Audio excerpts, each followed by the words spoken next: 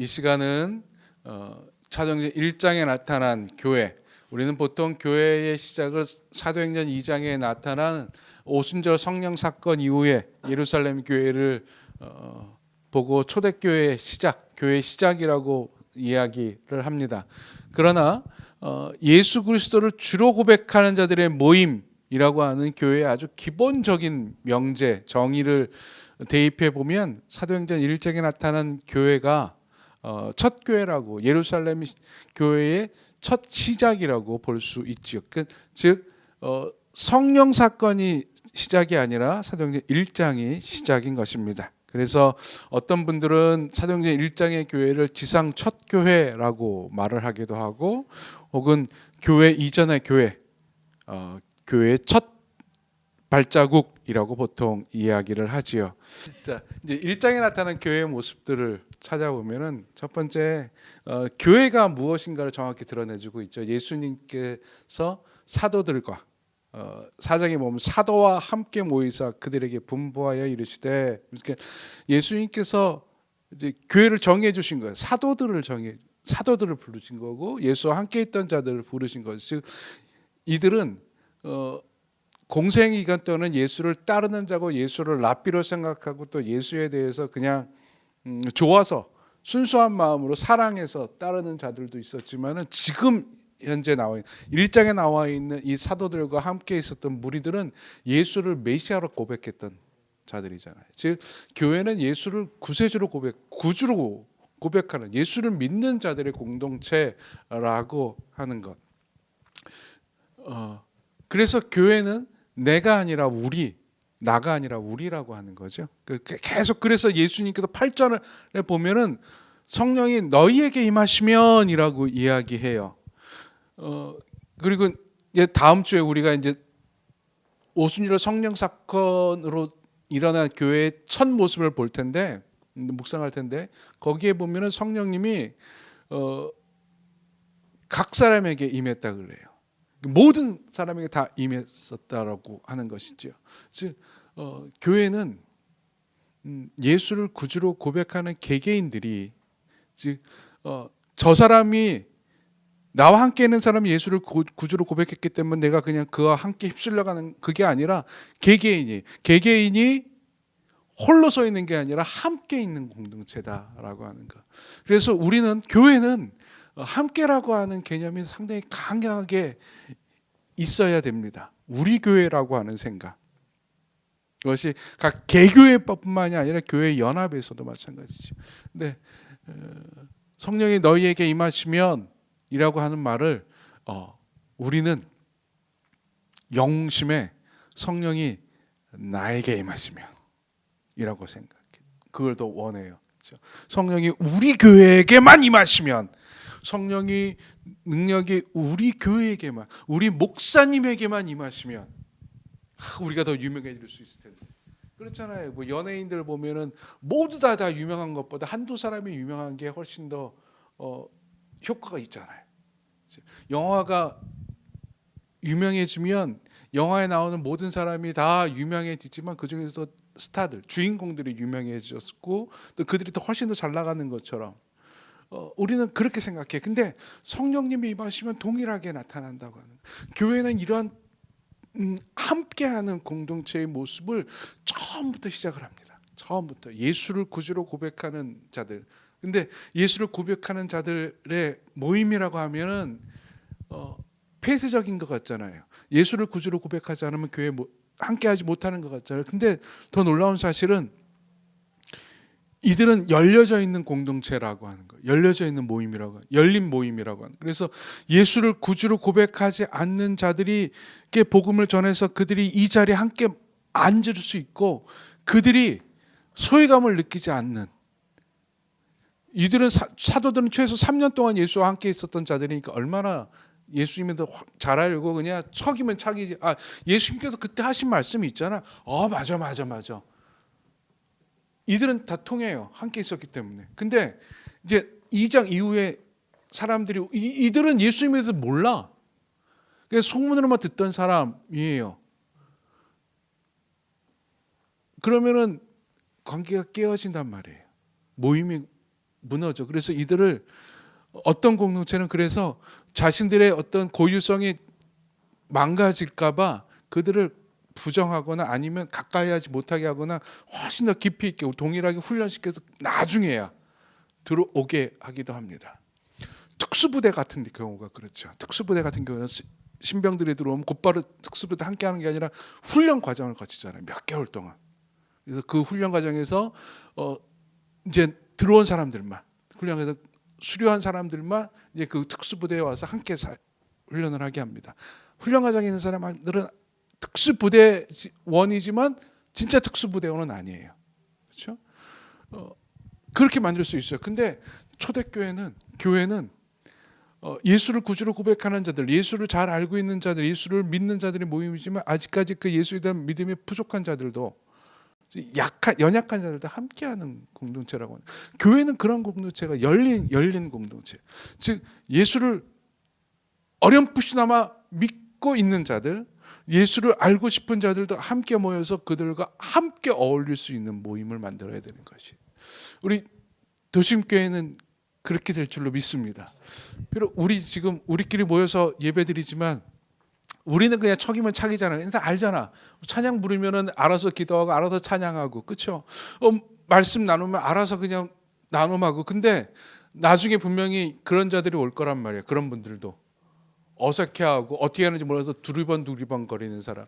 그런 분들에게도 우리가 열린 마음으로 함께하는 마음으로 손잡아주고 인정해주고 그 상황을 인정해주고 함께해준다면 그들은 어려움 겪지 않을 걸. 그들은 이들이 나를 품어주는구나 라고 하는 것을 느끼게 될 줄로 믿습니다.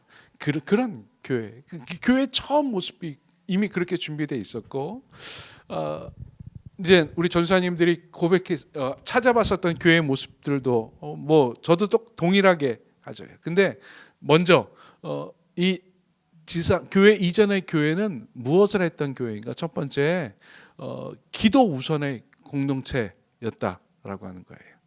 이제 처음 부분을 제가 뒤로 조금 11절까지 있는 내용을 저는 뒤로 약간 돌렸어요.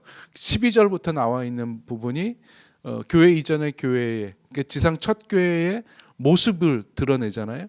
이들은 모여서 마음을 같이하여 오로지 기도에 힘쓰더라 라고 이야기해. 14절에 보면 그러니까 기도했던 공동체예요. 예수님께서 있어라 라고 했을 때 그들이 가장 먼저 했던 행동은 기도였어요.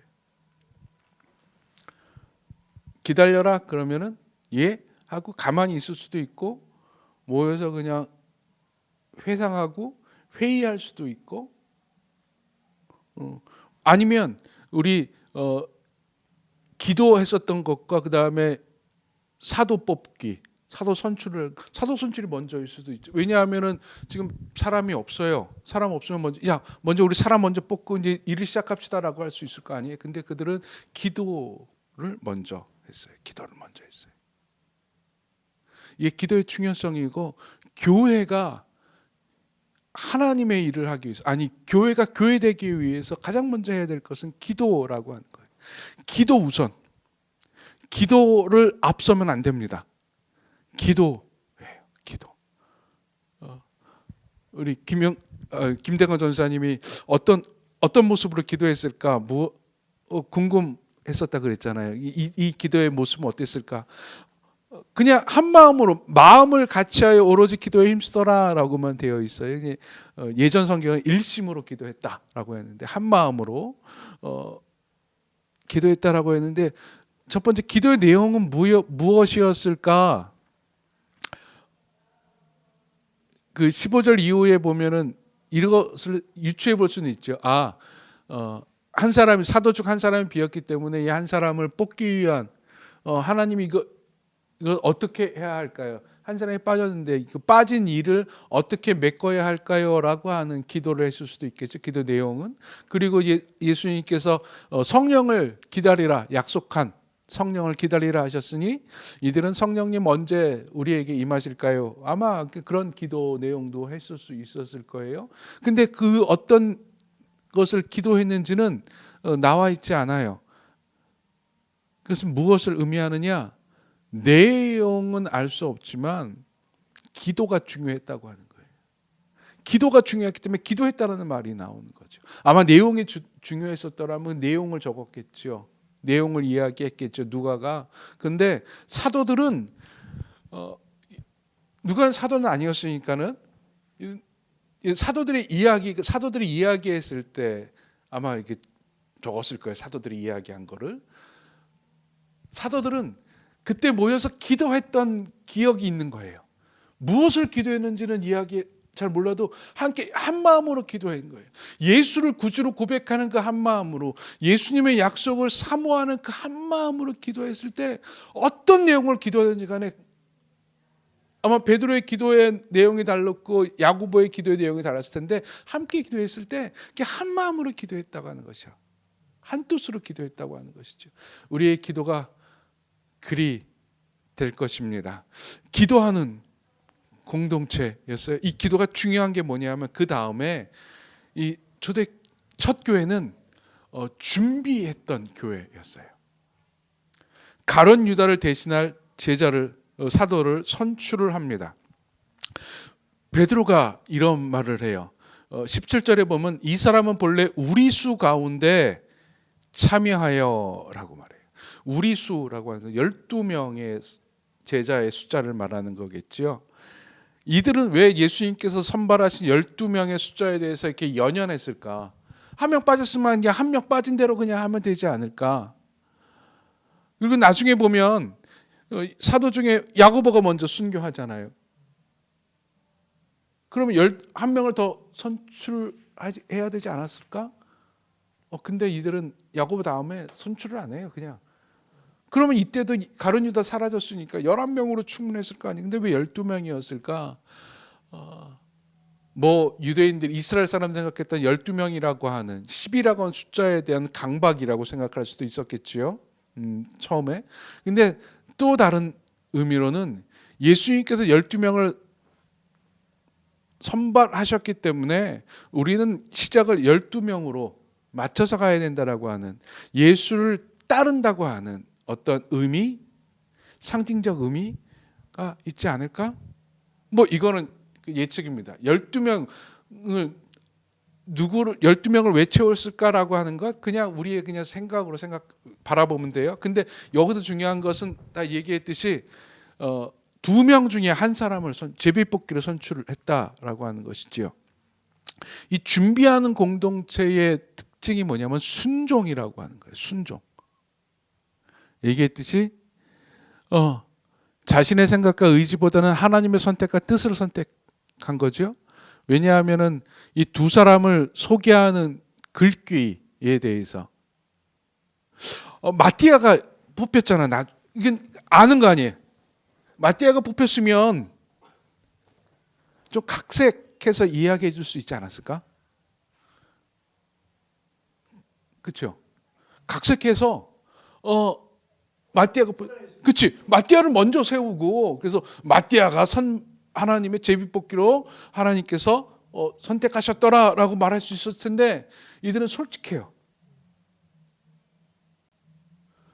유스도라고 하는 요셉을 먼저 이야기하고 거기다 장황한 설명을 더 붙여요. 이름을 더 갖다 붙여요. 그러니까 우리의 생각은 이랬었다라고 하는 것을 드러낸 거야. 그러면서 1장에 나타난 교회 이전의 교회에서 강조하고 싶었던 부분이 무엇이냐? 우리의 생각은 이랬지만 하나님의 선택은 B였다. 우리의 선택은 A였지만 하나님의 선택은 B였다. 근데 교회는 B를 따르는 것이다 라고 하는 거예요. 얼마나 많이 그 이후에 교회에서 이런 일들이 일어났겠어요. 일들을 결정할 때, 어떤 것을 선택하거나 어떤 것을 판단하거나 결정할 때 그들 나름대로 인간적으로 먼저 만나서 어떻게 생각해? 이거. 그래, 그럼 그거. 맞아, 뭐 생각해도 그거야. 인간적으로는 그거고, 판단해봐도 그거고, 이렇게 해야 돼 라고 했을 텐데, 그들이 기도하고 난 이후에 기도하면서 하나님의 선택을 말했을 때 하나님의 선택은 다른 것이었을 수 있었다는 것이죠. 그때 어떻게 해야 되느냐? 따르라고 하는 거예요. 순종하라고 하는 거예요. 그러니까 교회 이전의 교회는 그거를 보여줬고 첫 교회는 그거를 강조한 거예요. 교회는 무조건 하나님 뜻에 따르는 것이다. 순종하는 것이다 라고 하는 거예요. 근데 어떻게 순종할 수 있을까? 기도. 우리가 순종하지 못하는 이유가 이게 하나님의 뜻이 아닐 거라고 생각해서 순종하지 못해요. 아니야, 그럴 수 없어. 만약에 이것이 하나님의 뜻은 B고 내 고집이 A다 라고 하면 신앙심 깊으신 분들은 따라요, 나중에는. 왜냐하면 신앙심 때문에, 자기 신앙 때문에 자기의 고집을 꺾고 주님의 뜻이 B이니 내가 B로 가겠습니다 라고 해요. 그러나 헷갈릴 때가 있어요. A인지 B인지 고민될 때가 있어요. A 같기도 하고 B 같기도 하고 내 생각에는 A인데 왜 하나님이 B라고 그랬지? 이건 아닐 거야 라고 생각하는 경우들이 있어요. 이게 왜 그러느냐? 기도 때문에 그래요. 기도한 이후에 내가 했다면 오케이, B예요. 기도한 이후에 하나님께서 선택해 주신 것이라면, 하나님께서 보여주신 것이라면 그건 하나님의 선택이라고 우리는 고백할 수 있어야 됩니다. 우리가 기도하지 않으면서 되어진 것들, 보여진 것들이 이게 하나님의 뜻이야 라고 말할 때는 이거는 물음표 던져야 돼요. 근데 우리가 함께 기도한 이후에 하나님께서 보여주신 것이라면, 하나님께서 드러내 주신 것이라면 하나님의 뜻이라고 우리는 고백하고 순종할 수 있어야지 돼요. 예를 들어 볼까요? 요나가 하나님의 명령에 불순종해서 욥바로 내려가서 다시스로 가는 배를 타죠. 다시스로 갔을 때 욥바로 내려갔을 때 어떻습니까? 마침 거기에 다시스로 가는 배가 있었더라 그랬어요. 마침 그래서 배표 사서 들어가요. 요나는 아마 일이 잘 풀리니까 하나님 뜻으로 생각할 수 있지 않았을까요? 근데 요나는 기도하지 않았어요. 기도할 수 없었겠지. 그때 어떻게 기도하겠어? 하나님이 해 그랬는데 싫어 그러고 도망가는데 어떻게 기도할 수 있겠어요? 근데 일이 잘 풀려. 야, 이거 하나님께서 허락해 주시는가 보다 생각할 수 있겠지만 그건 아니었잖아요. 반대로 사도 바울이 2차 전도여행 시작했을 때 소아시아 쪽에서 뺑뺑뺑뺑 돌았는데 하나님께서 다 막으셨어요. 그리고 마게도냐로 건너갔죠. 그때 이들은 거기서 끝까지 고집 부릴 수 있었을 거예요. 왜냐하면 그들의 원래 목적이 2차 선교의 원래 목적이 그 교회 1차 선교 여행 때 갔던 교회 뒤돌아보고 그 지역을 완전히 싹 다 이렇게 그렇죠. 밟고 나가는 거였어요. 그곳에 있는. 왜냐하면 그들의 토대가 원래 소아시아 지역이었고 거기가 훨씬 더 강력했기 때문에 훨씬 더 잘 먹혔고 이스라엘 백성들이 유대인들이 훨씬 더 많았기 때문에 선교하기가 진짜 편하고 좋았어요. 그들이 우선이었어요. 근데 그들은 과감히 막았다고 생각하고 안 됐다고 생각하고 마게도냐로 건너갑니다. 하나님께서 보여주신 바대로. 왜 그렇게 과감한 선택을 할 수 있었을까? 그들은 늘 항상 기도했기 때문에. 예. 그래서 교회는 기도가 그렇게 중요해요. 그리고 기도한 이후에 하나님께서 보여주신 것은 무조건 순종, 따름. 우리 도심교회는 그런 공동체가 될 줄로 믿습니다. 우리는 계속 그렇게 기도할 거예요. 그래서 우리는 계속 기도해야 돼요. 그래서 무슨 일 할 때 기도했는데요. 하나님께서 이렇게 보여주셨습니다. 그러면 따릅시다. 뭐라 그래도 따릅시다. 이거 할렐루야. 내가 그런 교회 꿈꿉니다. 그리고 진짜 교회란 무엇인가 정의 내릴 때 예수를 주로 고백하는 자들의 모임이라고 그랬잖아요. 근데 이제 진짜 교회는 무엇인가? 교회가 가져야 될 모습을 우리가 앞절 1절부터 11절에서 보여주고 있는데 첫 번째로는 사명을 받은 공동체라고 하는 거예요. 그러니까 교회는 그냥 예수를 구주로 고백하는 자들의 친교 모임으로 갖는 게 아니에요. 그냥 모여서 함께 그냥 우리끼리 쑥덕쑥덕하고 뭐 하자고 모이는 게 아니라 교회는 분명한 사명이 있어요. 8절이죠. 오직 성령이 너희에게 임하시면 내 증인이 되리라. 즉 복음 전파의 사명을 가졌어요. 즉 교회는 복음 전파하는 곳이에요. 복음을 전하는 곳이에요. 그래서 이들이 사도를 뽑을 때 뭐라 그럽니까? 보세요. 22절에 보면 항상 우리와 함께 다니던 사람 중 하나를 세워 우리와 더불어 예수께서 부활하심을 증언할 사람을 뽑자 그랬어요. 즉 12명을 하나 남은 의자를 채워줄 사람을 뽑자, 우리의 리더를 뽑자가 아니라, 물론 직무도 있지만 예수의 부활을 증언할 사람을 뽑자 그런 거예요. 그러니까 복음을 전할 사람을 뽑자라고 하는 것이죠. 예, 교회의 사명은 복음 전파입니다. 복음 전파가 무너진다면, 복음 전파를 하지 않는다면 그거는 아무것도 아니에요. 예수의 사랑을 가지고 예수의 사랑으로 똘똘 뭉쳐진 사람들이 보기에는 와, 너무 멋져, 원더풀한 모임 공동체가 있어요. 근데 그들이 복음을 전하지 않는다면, 예수를 증언하는 공동체가 아니라면 그건 교회가 아니라고 하는, 교회의 사명을 망각한 공동체라고 하는 것이죠. 예수의 부활하심이란, 유대인들에게 예수의 부활하심을 증언한다라고 하는 건 예수의 메시아 되심을 증언하는 거예요. 예수의 주되심을 증언하는 거예요. 그러니까 요즘 말로 하면 복음이에요. 복음.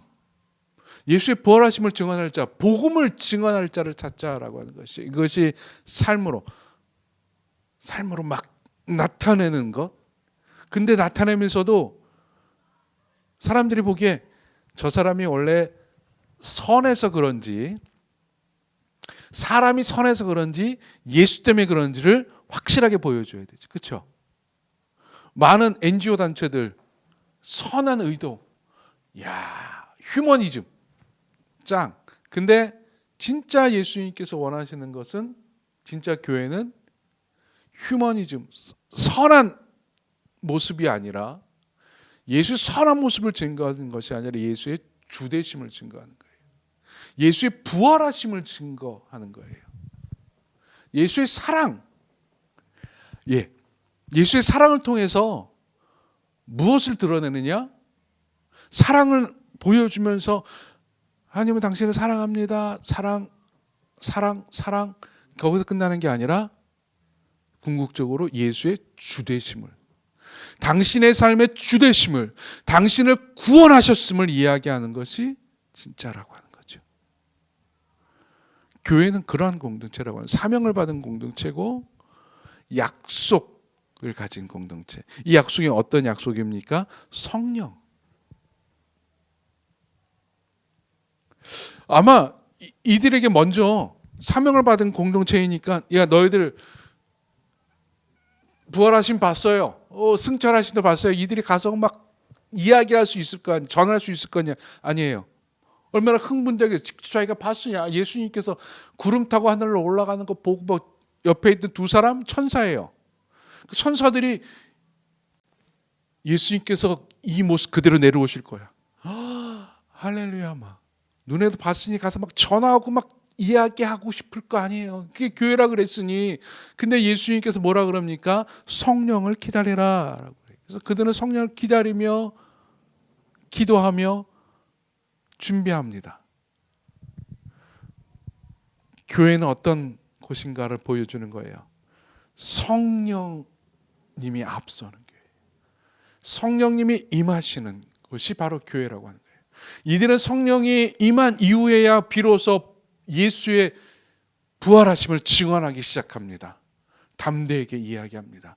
성령님이 함께 하실 때, 성령님의 능력이 임할 때 나타나는 것이죠.